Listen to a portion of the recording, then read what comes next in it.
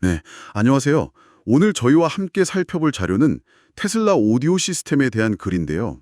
이게 좀 흥미로운 분석이더라고요. 네, 안녕하세요. 하드웨어는 정말 최고 수준인데, 정작 소프트웨어 경험, 특히 그 공간음향 기능이 좀 기대에 못 미친다. 이런 지적의 핵심이에요. 맞습니다. 혹시 테슬라 차주이시거나 아니면 카오디오 기술에 원래 관심 많으셨다면, 오늘 얘기가 특히 좀 재밌을 것 같습니다. 네, 그렇죠. 그 자료에서도 일단 테슬라가 동급 최고의 OEM 오디오 하드웨어를 제공한다는 점은 분명히 인정하고 시작해요. 아, 하드웨어는 인정한다. 네, 예를 들어서 그 사이버트럭 서브우퍼 설계를 보면요.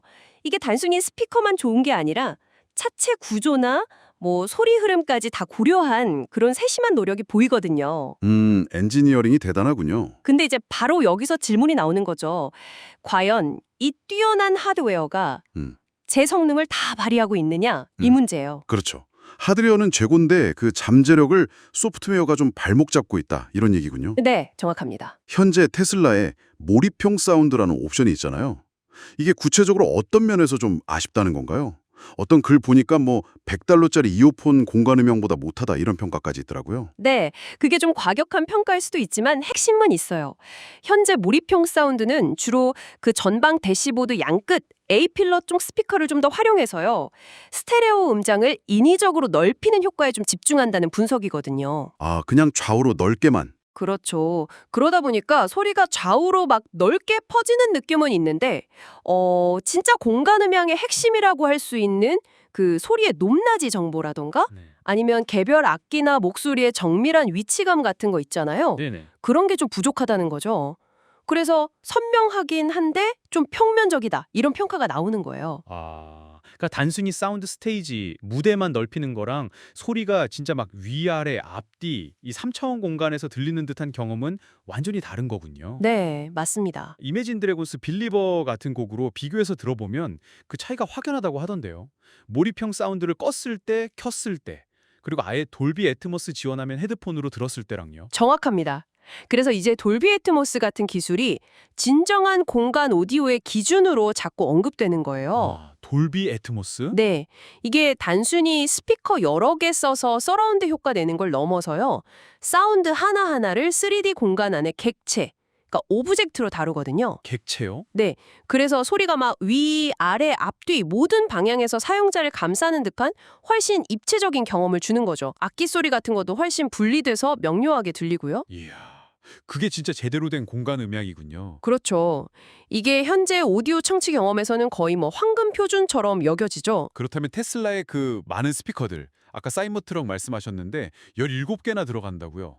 와, 이런 엄청난 하드웨어 잠재력이 결국 소프트웨어 때문에 제대로 활용되지 못하고 있다는 거네요. 네, 그런 셈이죠. 비유하자면 뭐랄까 뛰어난 오케스트라 단원들이 있는데 지휘자의 해석 없이 그냥 각자 연주하는 약간 그런 느낌일까요? 선방이 비슷한 기율일 수 있겠습니다. 그런데 흥미로운 점은요, 이런 진정한 공간 오디오를 구현하는 게 기술적으로 엄청나게 어려운 장벽은 아닐 수도 있다는 주장이 있어요. 아, 정말요? 네. 예를 들어서 PC용 볼비 애트모스 라이센스 비용이 소비자한테 한 $15, 우리 돈으로 한 2만 원 정도거든요. 네. 물론 차량 환경은 더 복잡하고 변수가 많긴 하죠. 뭐 소음도 있고 공간도 다르고. 하지만 테슬라의 그 엔지니어링 역량이라면 충분히 해결 가능한 수준 아니냐. 어쩌면 기술 자체보다는 이게 테슬라 내부의 우선순위 문제일 수도 있다. 이렇게 보는 시각도 있는 거죠. 아, 기술은 있는데 안 하는 걸 수도 있다. 그럴 가능성도 배제할 순 없다는 거죠.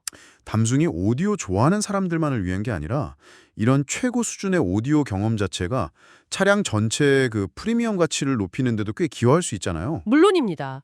특히 플래그십 모델이라면 더더욱 그렇죠. 생각해보세요. 뛰어난 공간 음향 시스템은 운전 경험 자체를 되게 풍부하게 만들어주거든요. 네, 그렇죠. 이건 그냥 기능 하나 추가하는 게 아니라 그 차의 격을 높이는 요소가 될 수 있는 거예요. 요즘 경쟁사들도 보면 오디오 시스템을 주요 차별화 포인트로 막 내세우잖아요. 맞아요. 뱅야놀룹스니 뭐니. 그렇죠. 그런 상황에서 테슬라에게는 이게 더 중요한 부분이 될 수도 있다는 거죠. 자, 그럼 정리를 좀 해보면요. 테슬라는 의심할 여지 없이 최고의 오디오 하드웨어를 갖추고 있다. 하지만 현재 소프트웨어는 그 잠재력을 온전히 담아내지 못하고 있다. 특히 돌비 애트모스 같은 그런 진정한 공간 음향 경험과는 좀 거리가 있다. 이런 분석이네요. 네, 맞습니다. 그리고 기술적인 구현 가능성도 충분히 엿보이고요. 네, 바로 그렇습니다. 하드웨어의 명성에 걸맞은 소프트웨어 경험은 아직 좀 부족하다. 이렇게 요약할 수 있겠네요. 자, 그럼 여기서 마지막으로 당신께 한번 생각해볼 질문을 던져보겠습니다.